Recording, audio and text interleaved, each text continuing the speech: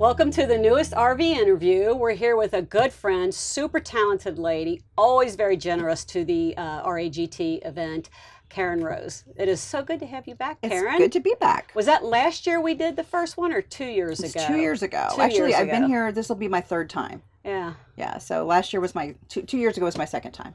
So I have to ask you, we were talking about a little bit of this before we got started, but when the hell do you sleep? Because I saw you at RT, and you had a big presence at RT, and I came home from RT dragging. I was so tired. I did too. And then you're here, which we're so thrilled to have you, and then you just told me you're going to RWA too. Yeah, and actually when I get home from here, my husband and I are driving cross country to California, so. Holy cow. Yeah, so yeah. Where do you write when you're driving, or do you? I write and I binge write. So what I'll do is I'll write for like a couple weeks at a time, and then I go home and I'll sleep a little and, you know, say hi to my friends, and so they remind them you're still here. Yes, I did not, you know, I did not like fall in a hole somewhere. I'm still here. And then when it's done, then I get a little bit of downtime, and then, you know, the revisions are like I got here yesterday. My revision letter was here in my email. Great, fun. So just what you wanted to start.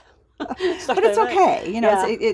I'd rather do that than have a lot of time off in between, because then I don't want to get started again. Well, and you know, for me, it's the opposite. When I've been away from it too much, I start getting antsy. I need to write. Yes. So even if I'm off having fun, it's like I need to do something writing wise, or I don't feel as grounded. It always amazes me how authors are all so different. Well, I do feel antsy, but at the same time, I don't want to. Yeah. You know, it's like then I get conflicted, and then I feel guilty, and it's like, oh, I'm like having a day off, and I feel guilty. But I feel guilty for it. Yeah. Do you, when you take a day off, do you do something totally unrelated to writing? Like I like to go to the movies, because to me that's a different element. Well, I don't go to the movies very often, because there's only one theater in my neighborhood that has closed caption glasses, because I'm lost most of my hearing at this point, so I don't hear very well. But and it's a kind of a pain in the posterior section. So it's like glasses that you wear? Yeah. I know. I don't even like wearing 3D glasses. So well, that would be bothersome. I have glasses, and I wear the 3D glasses, and then I wear the closed captioning glasses, and then my head feels like it's really hard to keep it up to watch the movie. I can see where that would be better just to wait till it comes out and watch it at home if you like it. With the closed captioning, yeah. But there are a couple that are such that you really want to see it on the big screen. So that's when I go out. But no, my husband and we watch movies at home, and I like to knit. I like to knit, and I like to listen to people tell me stories. So. I think I saw that knitting part on Facebook, right? You were going to go out and buy some gorgeous new yarn or something, and I thought I didn't know that she knitted.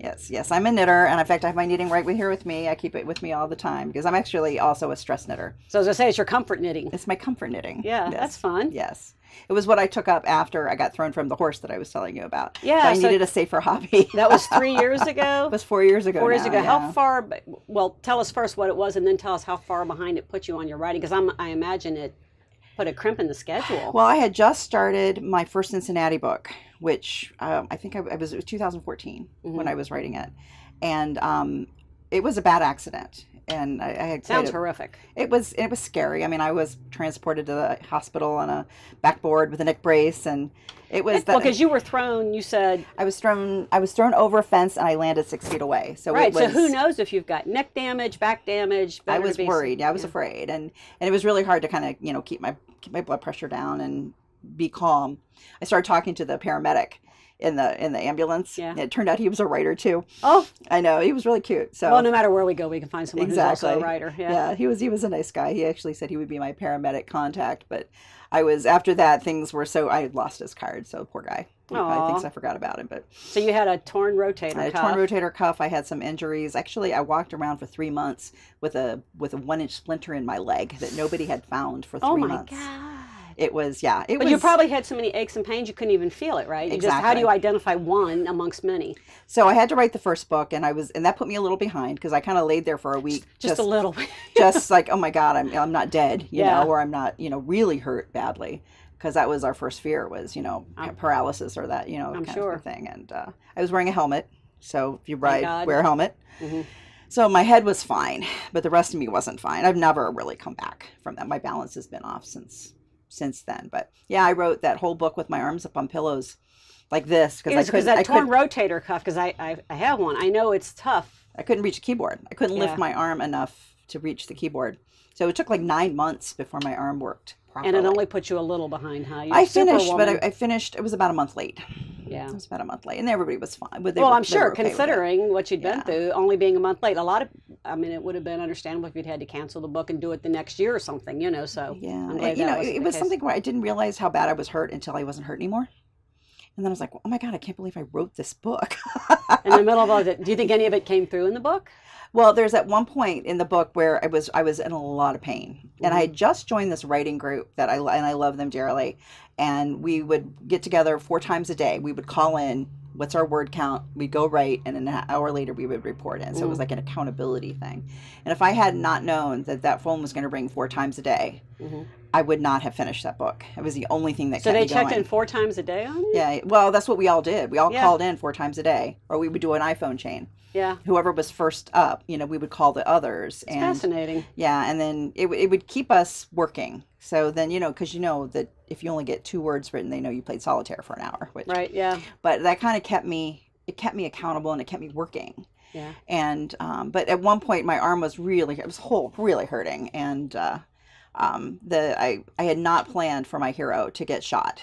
But he was wearing. He had it coming because your arm was hurting. Somebody else was going to hurt with me. So yeah, he gets shot right where it was hurting, but he was wearing Kevlar, so he lived. But yeah, But then you had the pain down, right? You knew exactly what it was to be able to describe it. Yes, I knew where it was going to hurt. But yeah, I did that to him, and I felt really bad afterwards. He had it coming.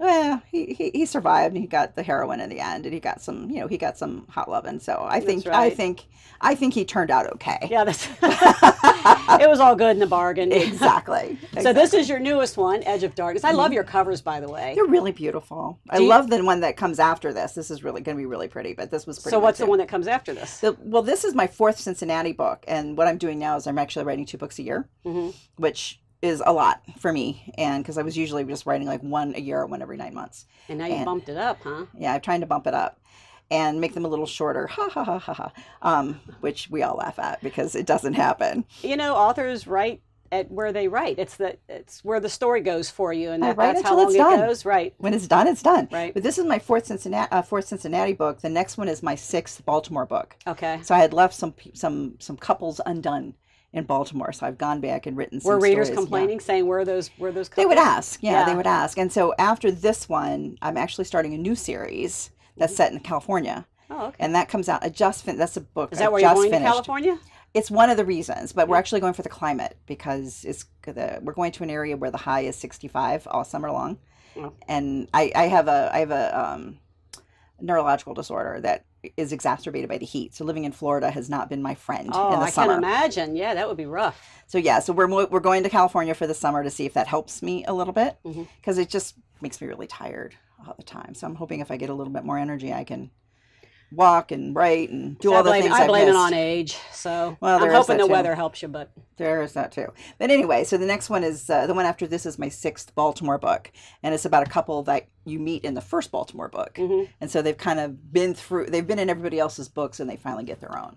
And what's that title? Do you know? It's called Death Is Not Enough. And you've seen the cover, and you love the cover. I've seen the cover. Already. I love the cover, and we'll be giving away stuff with that cover on it here at RAGT. Oh, well then I want to see it. So if you see me, show me. I will. I'm a huge fan of covers, and when I see someone with a terrible cover, it breaks my heart. It really does. I think they need to, in their contracts, need to be complaining more about the covers. It's not always about the money. A cover can draw definitely draws the eye of a reader. I know. Absolutely. I have picked up several books because the cover. And it can repel a reader, so they pick it up and they're like, that looks terrible. I know. Like I know this author, so I'll read it, even though this is a crappy cover. But if you don't know the author, and sometimes you don't, we always want to gather new readers as we go. With each book, we want to get some new readers. Yeah, exactly. So there are some that but this one is pretty. I really like this one. I do too. And I like how it's textured. It looks like you've got the droplets on it. But the next one is really gorgeous. It's red. Oh, that's nice. So it pops. Yeah. It's really pretty. So speaking about the covers, the title on here, Edge of Darkness, do you come up with those titles yourself? And I ask because the meal you're sponsoring, Murder, She Ate, cracks me up. Just absolutely cracks me up. I know you were saying, I'm not sure if I like this, and I'm like, oh, I love it. Keep it. It's good. I come up with some of my titles, but usually not like right away. Usually I'll throw some straw horses out there, and everybody just like, no.